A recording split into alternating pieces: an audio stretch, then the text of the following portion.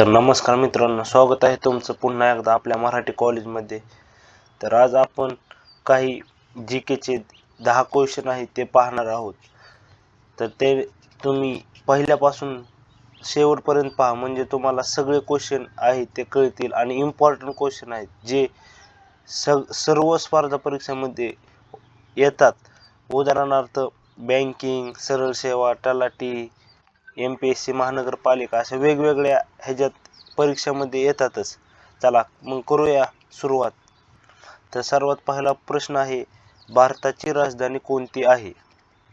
तर option A आहे Mumbai, option ब आहे नवी दिल्ली, ऑप्शन क आहे कोलकाता, ऑप्शन ड आहे चेन्नई. तर योग्य उत्तर नवी दिल्ली आहे. ऑप्शन बी, भारताची राजधानी नवी दिल्ली आहे. ऑप्शन 2, महाराष्ट्र राज्याची राज्यभाषा कोणती आहे? म्हणजे महाराष्ट्राची राज्यभाषा कोणती आहे? तर ऑप्शन अ आहे हिंदी, ऑप्शन ब आहे इंग्रजी, ऑप्शन क आहे मराठी, ऑप्शन ड आहे गुजराती. तर तुम्ही प्लीज कमेंट करून सांगा की आपले महाराष्ट्र राज्याची राज्यभाषा कोणती आहे. तुम्हाला मी काही 5 सेकंद देतो.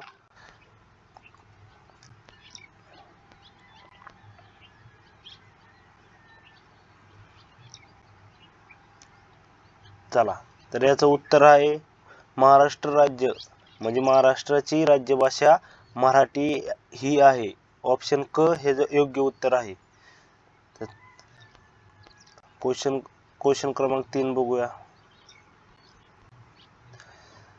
महाराष्ट्राची राज्यभाषा मराठी आहे. प्रश्न क्रमांक 3, ताजमहल कुठे आहे? ऑप्शन अ आहे जयपूर, ऑप्शन ब आहे दिल्ली, ऑप्शन क आहे आग्रा, ऑप्शन ड आहे लखनौ. तर हे जे योग्य उत्तर आहे ऑप्शन क आग्रा. ताजमहल हे दिल्लीत नसून आग्र्यात आहे. हे सर्वांनी लक्षात ठेवलं पाहिजे, नाहीतर सगळे काय म्हणतात ताजमहल कुठे आहे, तर सर काय म्हणतात मुलं, तर म्हणतात दिल्लीत. तर ते दिल्ली उत्तर नसून ते उत्तर आग्रा असे आहे. प्रश्न क्रमांक 4,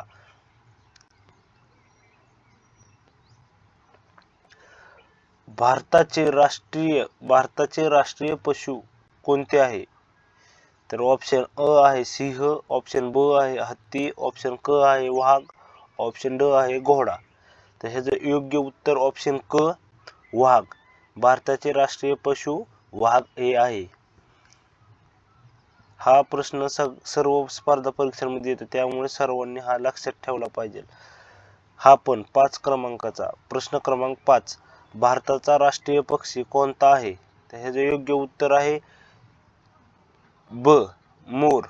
पण ऑप्शन आपण काय कोणते दिले? चिमणी दिलाय, मोर दिलाय, कावळा दिलाय, पोपट दिलाय.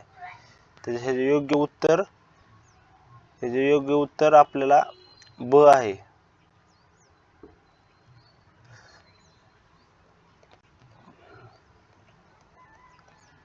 प्रश्न क्रमांक 6, सूर्य कोणत्या दिशेने उगवतो? तर ऑप्शन अ आहे पश्चिम, ऑप्शन ब आहे उत्तर, ऑप्शन क आहे दक्षिण, ऑप्शन ड आहे पूर्व. तर तुम्ही ह्याचं आन्सर आपल्याला दिलं नाही, म्हणजे ह्याचं उत्तर दिलं नाही आपल्याला, तर तुम्ही कमेंटमध्ये नक्की सांगा की भारताच्या कोणत्या दिशेला सूर्य उगवतो, असा प्रश्न आहे. तर ह्याचे 4 ऑप्शन दिलेले आहेत, पश्चिम, उत्तर, दक्षिण, पूर्व. कमेंटमध्ये नक्की सांगा. प्रश्न क्रमांक 7, भारताला स्वातंत्र्य कधी मिळाले? ऑप्शन अ 15 ऑगस्ट 1947, ऑप्शन ब 26 जानेवारी 1950, ऑप्शन क 2 ऑक्टोबर 1869, ऑप्शन ड 14 नोव्हेंबर 1889 रोजी. तर ह्याचे योग्य उत्तर आहे ऑप्शन अ 15 ऑगस्ट 1947 रोजी भारताला स्वातंत्र्य मिळाले.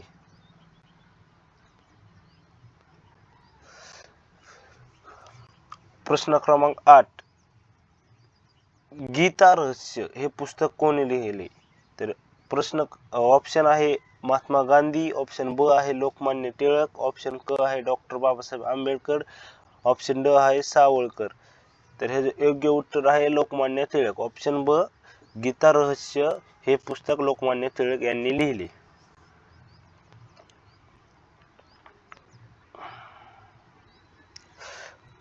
प्रश्न क्रमांक 9 जगातील सर्वात मोठा खंड कोणता आहे? तर ऑप्शन अ आहे आफ्रिका, ऑप्शन ब आहे युरोप, ऑप्शन क आहे आशिया, ऑप्शन ड आहे ऑस्ट्रेलिया.